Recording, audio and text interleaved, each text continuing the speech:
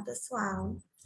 Meu nome é Julia Faria e eu estou aqui hoje para falar para vocês um pouco sobre hereditariedade. Bom, quem foi Gregor J. Mendel? Ele foi um monge agostiniano. Ele nasceu em 1822 na Áustria.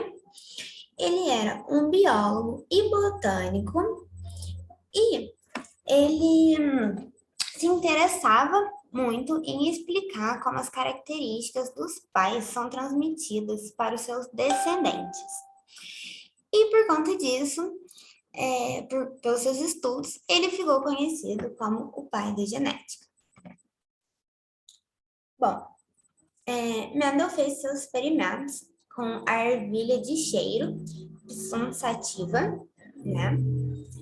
E essa foi uma das razões do seu sucesso nesse estudo que ele teve, pois essas leguminosas, elas apresentam diversas vantagens, como o fácil cultivo, a produção de grande quantidade de sementes, ciclo de vida curto e as características contrastantes e de fácil identificação. Então, aqui, por exemplo, a gente teria a cor da semente amarela ou verde, então é uma coisa que dá para a gente observar bem. Ou o formato da semente, que ela pode ser lisa ou ela pode ser rugosa, então dá para a gente ver com maior facilidade, né? E então isso ajudou o Mendel a ter sucesso na sua pesquisa. E outra razão também ele analisou uma característica de cada vez. Então, por exemplo, o primeiro experimento foi sobre a forma da semente. Então, ele passava a observar somente a forma da semente. Depois a cor da casca, ou a forma da vagem, a cor da vagem. Ele foi pegando essas características e ele foi observando uma de cada vez. E uma coisa muito importante também, ele pegava plantas de linhagem pura. Mas como que ele iria saber que essa planta ela é de uma linhagem pura? Então, ele observava essa planta durante 6 gerações. E se nesse período a planta originasse indivíduos diferentes da planta original, lá do início, então elas não eram puras, porque se tem um descendente diferente, então tem um gene diferente, então não é puro. Agora, se na 6ª geração o descendente ainda for igual ao da primeira geração, então essa planta ela é pura, certo? E a primeira lei de Mendel, né? Como que ele desenvolveu ela? Ele escolheu 2 plantas puras. Ele fez aquele processo para saber se a planta era pura ou não e separou uma planta pura de semente amarela, cruzando com uma planta pura de semente verde, que é essa aqui, essa geração. Então, ele chamou de geração P.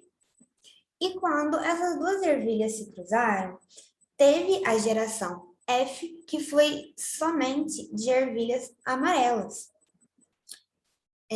A geração F1, gente, perdão.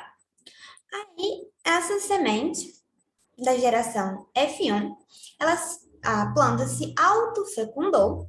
Então, aqui, como a gente pode ver, são 2 sementes iguais, né? Vzão, Vzinho, Vzão, Vzinho. E quando teve essa autofecundação, a gente teve 25% de sementes verde. Então, ele percebeu que essa semente verde, ela era recessiva, porque a amarela, ela tinha esse caráter dominante. Por quê? Porque o verde não apareceu na geração F1. Então, significa que, como a ervilha amarela só, só podia passar para o seu descendente um vezão, e a semente verde só podia passar o vizinho, e quando foi passado, só veio descendentes amarelos, da semente amarelas, então isso significa que o amarelo ele tem um caráter dominante e o verde tem um caráter recessivo.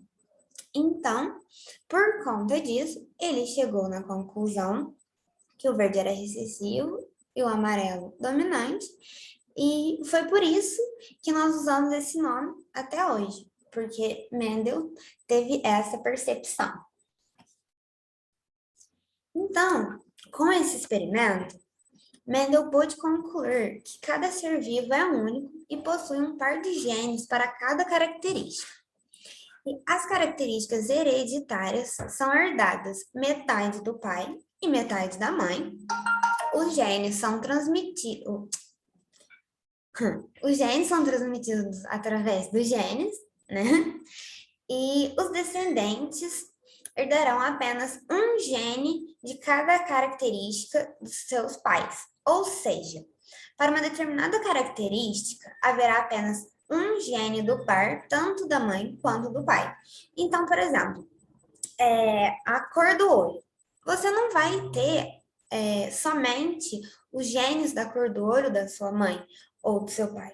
Você vai ter dos dois, porque um gene tem que vir do pai e outro gene tem que vir da mãe. Então, a primeira lei de Mendel é a lei da segregação dos fatores, que ela diz: todas as características de um indivíduo são determinadas por genes que se segregam, separam-se durante a formação dos gametas, sendo que, assim, pai e mãe transmitem apenas um gene para os seus descendentes. E isso é tudo, pessoal. Até mais. Qualquer coisa pode entrar em contato comigo.